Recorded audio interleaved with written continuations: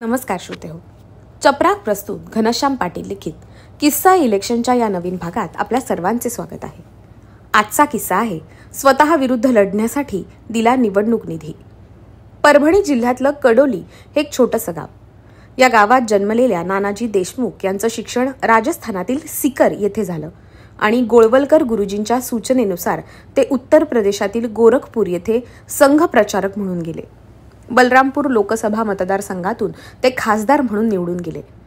पहिले ग्रामीण विद्यापीठ स्थापन करणाऱ्या मराठमोळ्या नानाजींना भारतरत्न या सर्वोच्च सन्मानाने गौरवण्यात आलं. 1999 ते 2005 या कालावधीत ते राज्यसभा सदस्य होते. उत्तर प्रदेशातील खेडी स्वयंपूर्ण होण्यासाठी त्यांनी योगदान दिलं. आणीबाणीनंतर 1977 साली बलरामपूर लोकसभा मतदारसंघाची निवडणूक होती. नानाजी तुरुंगात बंदिस्त होते. नानाजींचे जवळचे स्नेही रामकृपाल शुक्ल म्हणतात, आणीबाणीच्या काळात नानाजींनी भूमिगत राहून बरीच मोठी कामे केली.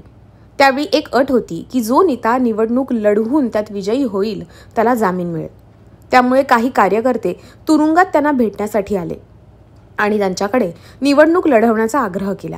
सुरुवातीला त्यांनी स्पष्ट शब्दात नकार दिला, पण कार्यकर्त्यांनी निवडणूक लढवण्याची सर्व कारणे आणि पक्षाची इच्छा सांगितल्यावर त्यांना नकार देता आला नाही. राजघराण्याला उमेदवारी देणार असे सांगून महाराणी राजलक्ष्मी यांची उमेदवारी जाहीर केली. त्यांच्या विरुद्ध नानाजींनी निवडणूक लढवायचा निर्णय घेतला. निवडणुकीपूर्वी ते महाराणीच्या भेटीस गेले. त्यावेळी त्या म्हणाल्या की जनतेने आमचं मीठ खाल्लंय, ते आम्हालाच निवडून देतील, तुम्ही वेळ का घालवताय? त्यावर नानाजी म्हणाले, जय पराजय लोक ठरवतील. मी तुमच्या विरुद्ध निवडणूक लढवतोय, पण मी खूप सामान्य आहे.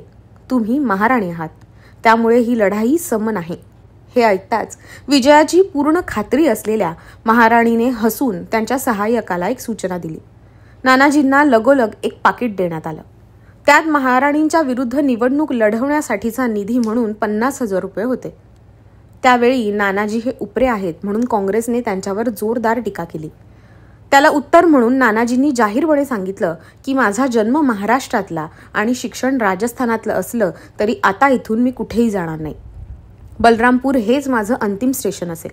यानंतर मी निवडणूकही लढवणार नाही. आपल्या सेवेसाठी मी कायम कटिबद्ध आहे. या निवडणुकीत त्यांचा विक्रमी मतांनी विजय झाला. या विजयानंतर ते पुन्हा राजवाड्यात गेले.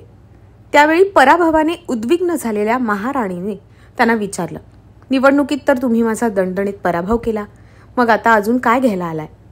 हे ऐकताच नानाजी म्हणाले की हे महाराणी, मला आनंद वाटला की आपण आपल्या प्रतिष्ठेप्रमाणे मला प्रश्न विचारला.